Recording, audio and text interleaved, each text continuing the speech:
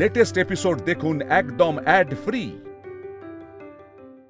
মিত্র, আপনি ফিরে চলুন, আমায় আপনার মহাদেবের সন্ধানে যেতে হবে।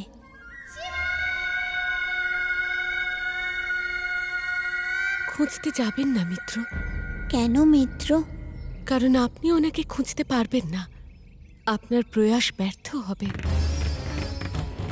আপনি এরকম কেন বলছেন? কারণ আছে মিত্র। কি কারণ? আসলে আপনি আমার মহাদেবকে খুব কম চেনেন। আপনি এটা জানেন না, কারণ ওনাকে খুঁজে পাওয়া যায় না। উনি স্বয়ং দেখা দেন। অর্থাৎ যখন ওনার ইচ্ছা হবে তখন উনি নিজেই সামনে আসবেন। কিন্তু আপনি তো ওনাকে খুঁজেছিলেন সতীর রূপে,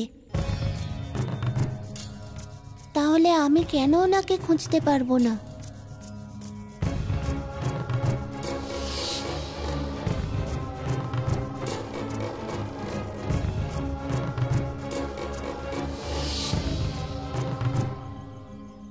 আপনি আপনার প্রশ্নের উত্তর নিজেই দিলেন মিত্র। এটাই সত্যি। যদি ওনাকে কেউ খুঁজে আনতে পারে,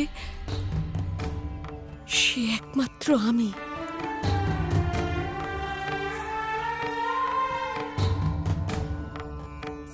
ঠিক আছে। আপনি মিত্র হওয়ার দায়িত্ব পালন করেছেন, আমাকে আপনি মুক্ত করতে এত কিছু করলেন, সেটাই আমার কাছে যথেষ্ট। ধন্যবাদ মিত্র। চলুন এবার যাই। আপনার মা চিন্তা করছেন।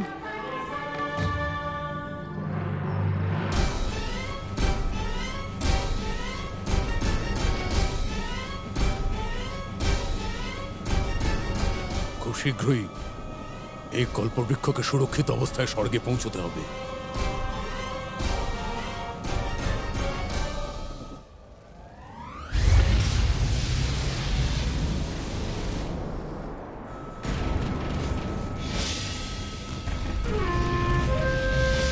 অর্থাৎ তারকাসুর কল্পবৃক্ষকে লাভ করার প্রয়াস আরম্ভ করে দিয়েছে। ওর আক্রমণ থেকে নিজেকে রক্ষা করে শীঘ্রই স্বর্গে পৌঁছতে হবে।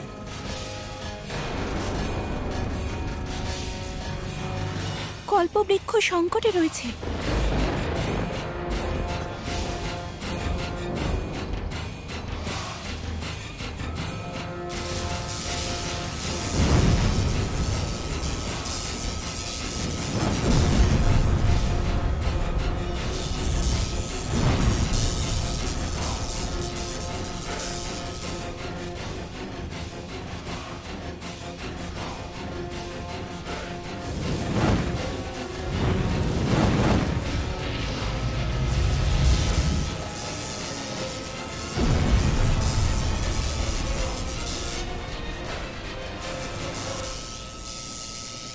ব্যাস, কিছুক্ষণের মধ্যেই তোমার ভারসাম্য নষ্ট হবে ইন্দ্র, আর তোমার ওই জান আর কল্পবৃক্ষ আমার নির্মিত এই চক্রব্যূহে আটকাবে, আর কল্পবৃক্ষে হবে আমার অধিকার।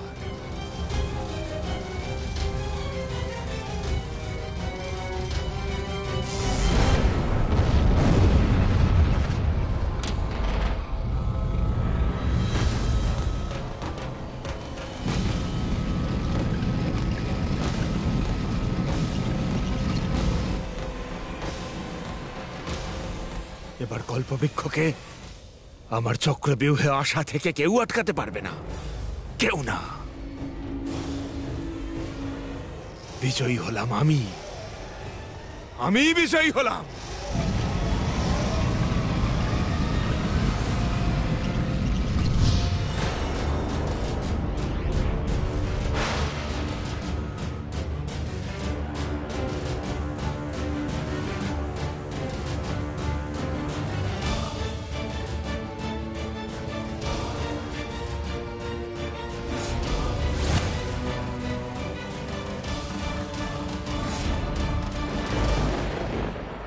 অসুরদের চক্রব্যূহ কল্পবৃক্ষকে আকর্ষণ করছে। আমাদের শীঘ্রই কিছু করতে হবে, তা না হলে যদি কল্পবৃক্ষ চক্রব্যূহে আটকে যায় তাহলে তা চিরকালের জন্য অসুরদের হয়ে যাবে। পার্বতী, এই অনর্থ কেবলমাত্র মহাদেবী। শিশু ভোলানাথ, শিশু ভোলানাথ কোথায় গেলেন? এখন কি হবে? চিন্তা করার কিছু নেই, মহাদেব নিশ্চয়ই কল্পবৃক্ষকে রক্ষা করতে গেছেন। স্বর্গ থেকে উনিই তো তাকে নিয়ে এসেছেন, সেজন্য তাকে রক্ষা করার দায়িত্ব ওনারই।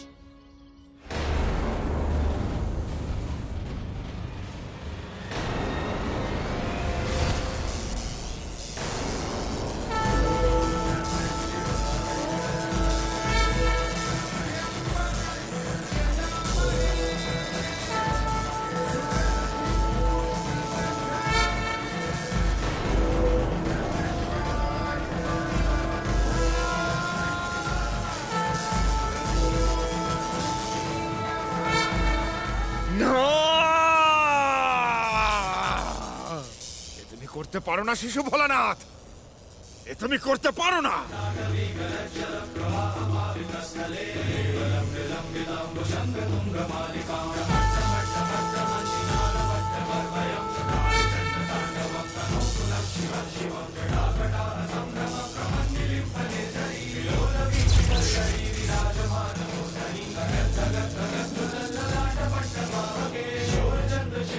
কল্পবৃক্ষকে নতুন মিত্র বাঁচিয়েছে, সংকট কেটে গেছে।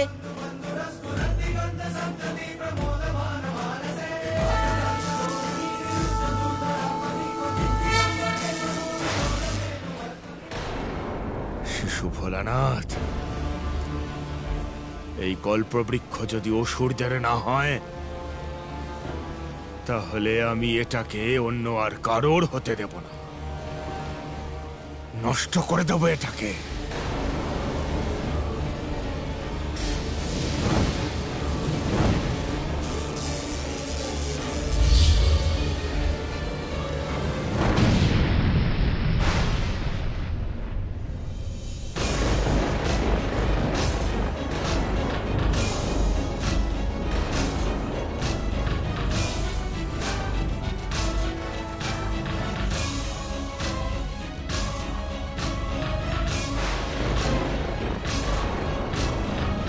অনর্থ হয়ে গেল। তারকাসুর, তারকাসুর কল্পবৃক্ষের ক্ষতি করেই দিল। আমি অন্তত কল্পবৃক্ষকে নষ্ট করতে সক্ষম হয়েছি।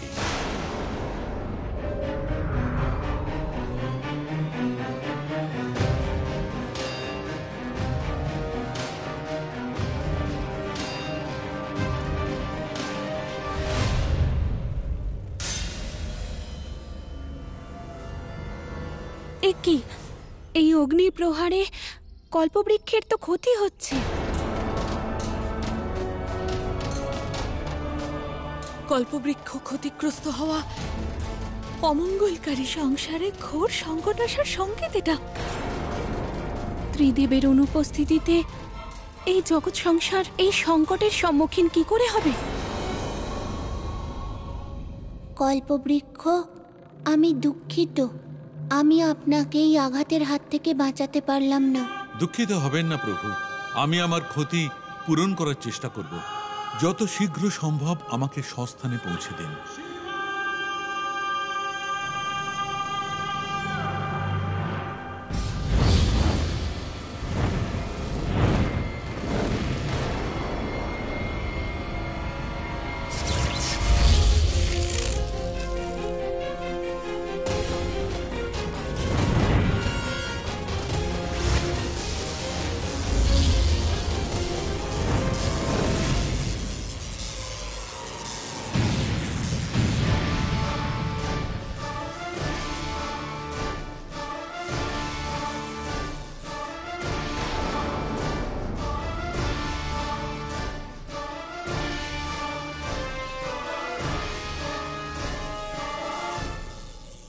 পরাজয়, পরাজয়।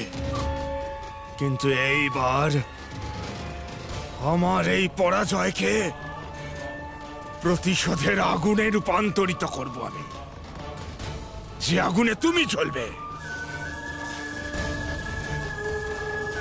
আর কোনো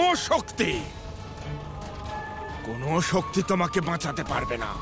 না তোমার নিজের শক্তি, না তোমার ওই মিত্র আদি শক্তি পার্বতীর শক্তি। কেউ তোমাকে বাঁচাতে পারবে না। কল্পবৃক্ষ, আপনি আপনার স্থানে স্থাপিত হন।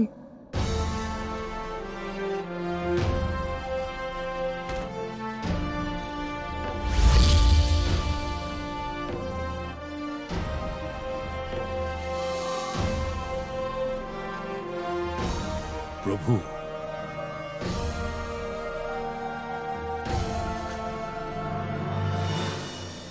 কল্পবৃক্ষকে স্বর্গে ফিরিয়ে আনার জন্য আপনাকে অনেক অনেক ধন্যবাদ।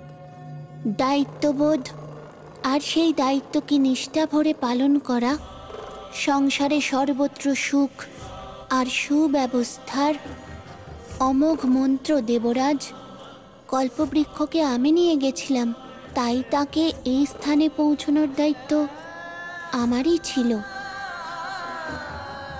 আর সেই দায়িত্বই পালন করেছি আমি। দেবরাজ, এবার আমায় যেতে হবে।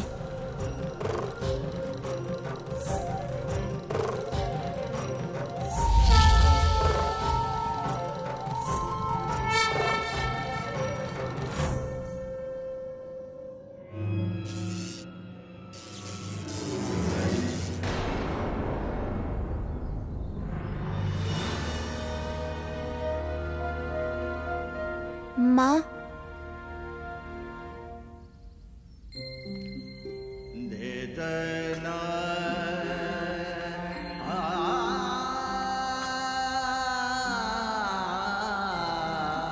শিব,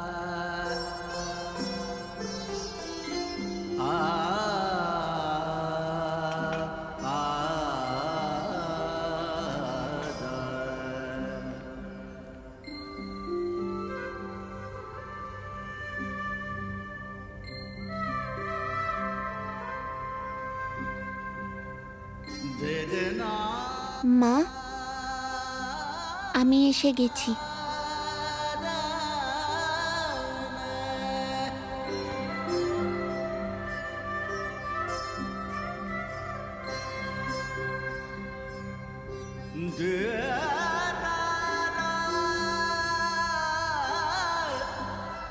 নিজের মাকে না বলে কোথায় চলে গেছিলে তুমি? প্রয়োজনীয় কার্যে মা।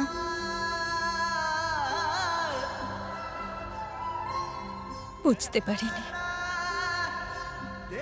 যে আমার শিব কবে এত বড় হয়ে গেল, যে মাকে না বলে শুধু একটা পত্র দিয়ে চলে গেল। আমি বড় হয়ে গেলেও তখনও আমি তোমারই সন্তান থাকব।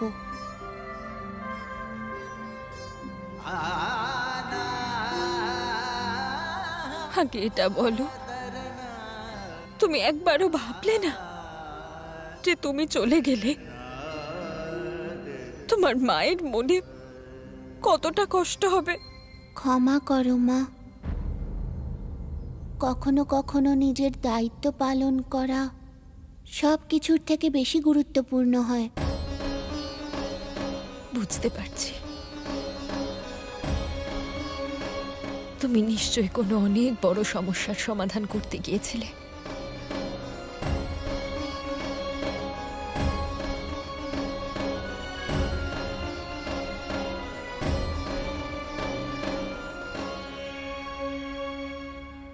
দেবী পার্বতী,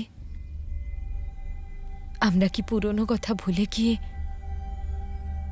আগের মতো একসাথে থাকতে পারি না এই গৃহেই?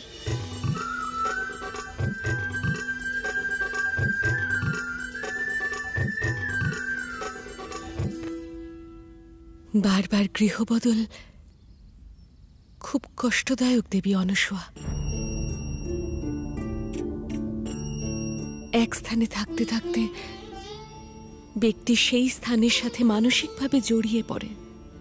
সেই পরিস্থিতিতে স্থান বদলানোয় ভাবনা আহত হয়। সেজন্য আমি আমার গৃহেই থাকতে চাই।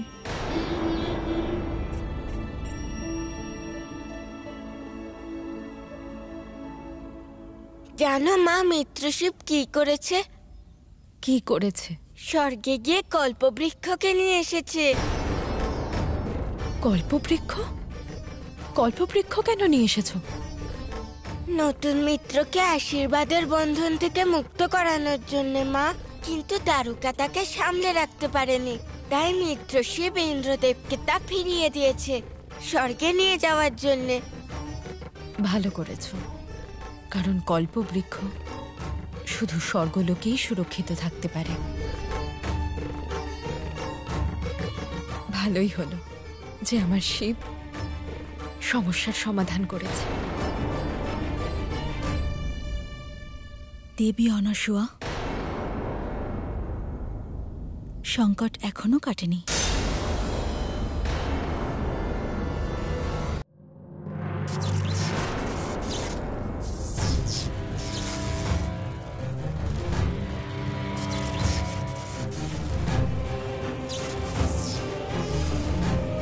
কল্পবৃক্ষের অবস্থা দেখে মনে হচ্ছে ও কিছুতেই নিজেকে সুস্থ করে তুলতে পারছে না। কিন্তু এখন যদি কল্পবৃক্ষ নষ্ট হয়ে যায় তাহলে কি বিশ্বব্রহ্মাণ্ড ধ্বংস হয়ে যাবে? তা তো আরম্ভ হয়েই গেছে। এ হলো আসন্ন সংকটের সংকেত। এ তো সবে শুরু।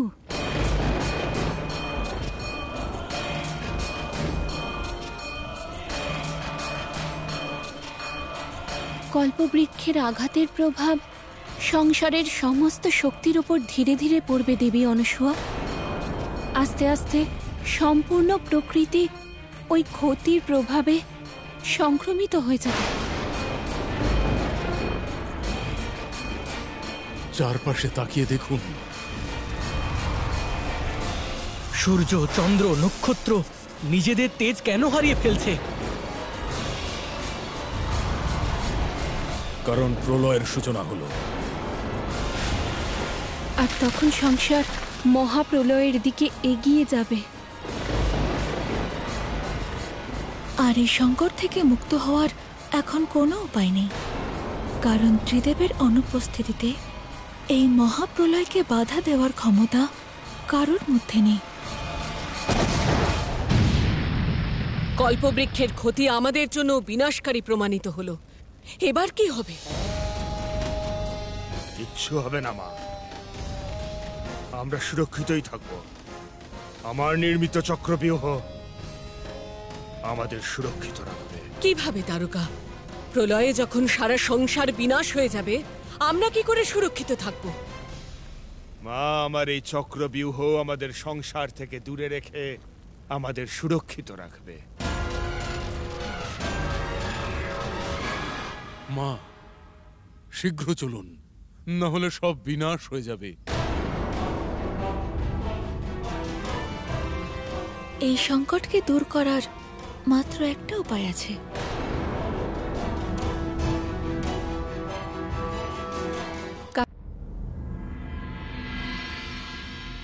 কি উপায় আছে? দশ মহাবিদ্যা। সংসারকে সংকট থেকে বাঁচানোর জন্য সেই 10 মহাবিদ্যার জাগরণ ঘটাতে হবে। তারা জাগরিত হলেই প্রকৃতি সুরক্ষিত হয়ে যাবে, আর প্রলয়ের এই সংকট সমাপ্ত হয়ে যাবে। কিন্তু দেবী, এই 10 মহাবিদ্যা তো আদি শক্তিরই স্বরূপ। তাই এটাই স্বাভাবিক যে তাকে জাগ্রত আদি শক্তিই করতে পারেন, অর্থাৎ স্বয়ং সাক্ষাৎ দেবী পার্বতী জাগ্রত করতে পারেন।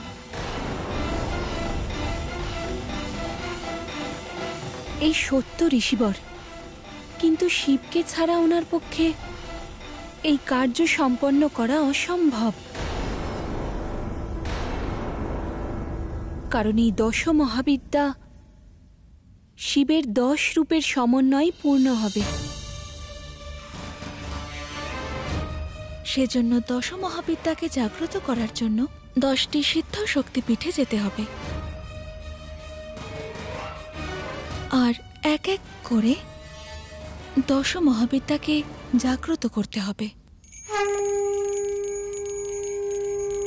আর সেটা তখনই সম্ভব যখন শিব আর পার্বতী দুজনে একসাথে ওই সিদ্ধ শক্তিপীঠগুলোতে যাবেন।